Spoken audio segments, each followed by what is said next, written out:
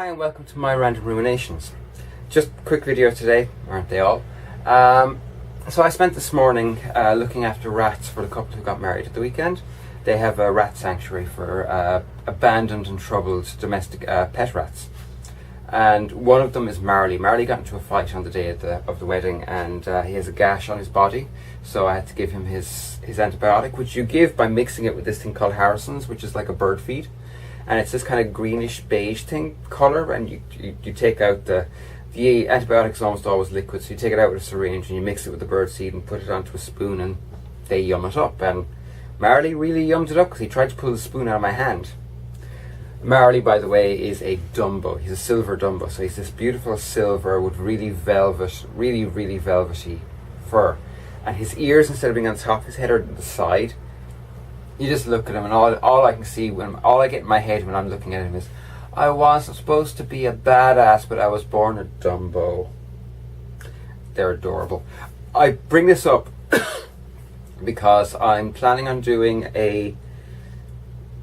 two series in the new year. One will be rat keeping 101 and one will be dog keeping 101. And the reason being that there's a lot of stuff about both species that most people don't realize. And ooh, there's something on my lens. Oh, excuse me. I would very much like to just do a little series about, this is how you look after a dog. These are warning signs that something isn't right. Yada yada yada. And with the rats, I'd like to go, well, you know why you might like to keep a dog, but do you know why you might like to have a rat or two? Because they're very social animals and they're better off in groups. This is how to hold one. This is how to pick it up. This is how they're fed, and this is what they're fed and why. Things like that. So yeah. That, of course, being a project, first of all, that I'm interested in doing, because I want to do it so that people can understand these animals, because they're lovely. They're very sweet little animals. They're not at all what you think they are. If anything, they're far more gentle, I think, than the average hamster or gerbil, to be quite honest. They're just better at defending themselves and each other, if that makes sense. That project, of course, is like every other project I do. It's a stepping stone. It's so that I learn to do new things. The last few months have been about learning to use Sony Vega Pro, which I'm lucky enough to have a license for.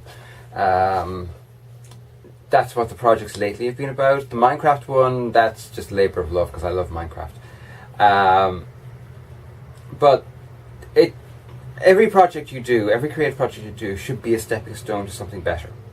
It shouldn't be just an end to itself. It's great if it turns out to be that as well, but you should be striving the whole time to learn when you do things that are creative. It's the nature of the beast. And those two will be stepping stones and learning experiences so that I can do a documentary that I have kind of had in my head for about 2 years now.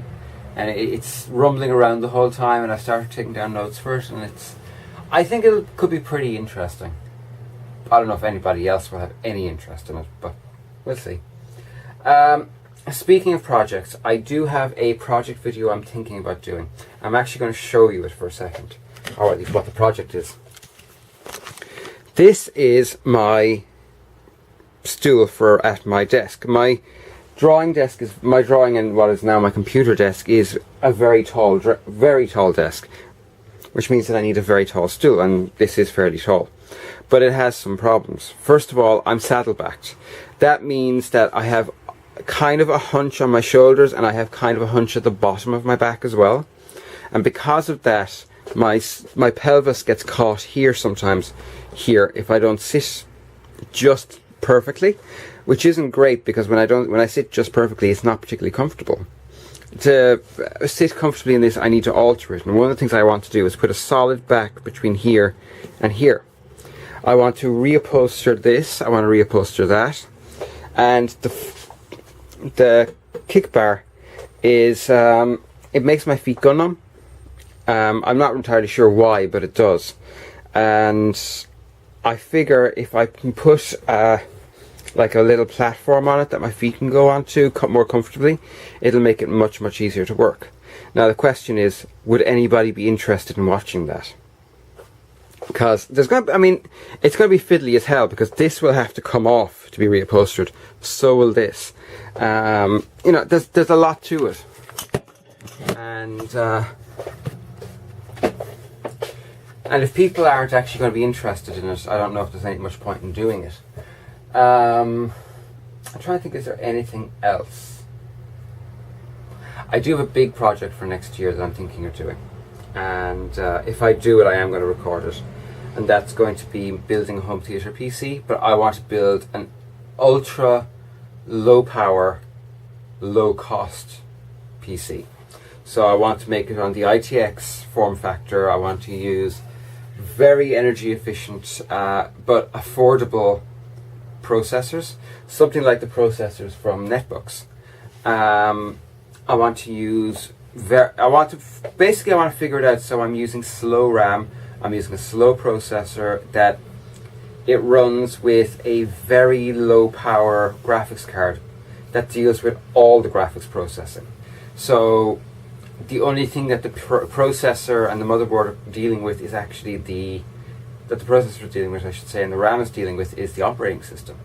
And what I also want to do with this is to build the casing itself. My intention with this is to come up with a design of home theatre PC that is customed to me, to what I want from a home. Like, one of the things I want is, that's the DVD drive from my Dell, and as you can see at the back, it uses standard SATA connections. I don't see why this couldn't be built into the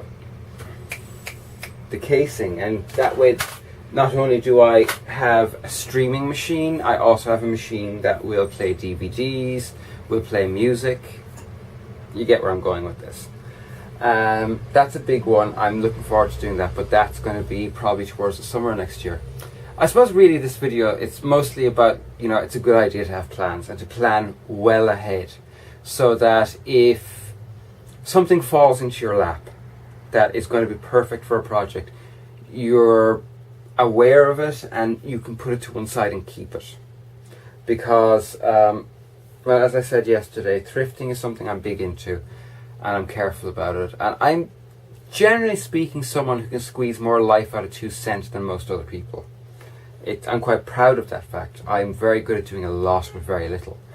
And when you kind of have the projects in mind that I have, you need to plan a year or a year and a half ahead, just so that if someone passes by and goes, "Oh, would you like this netbook?" you're able to go, actually, I could use the RAM from that, I could use the power supply, I could use the little screen, I could use it to, you know, you can go through the whole thing and go, yeah, that's a good idea, I need that, I need that, and you know to go, yes, yes please, and almost take their hands off taking it off them. You know, it's a good idea to plan ahead, basically, I suppose. Anyway, it's Wednesday, isn't it?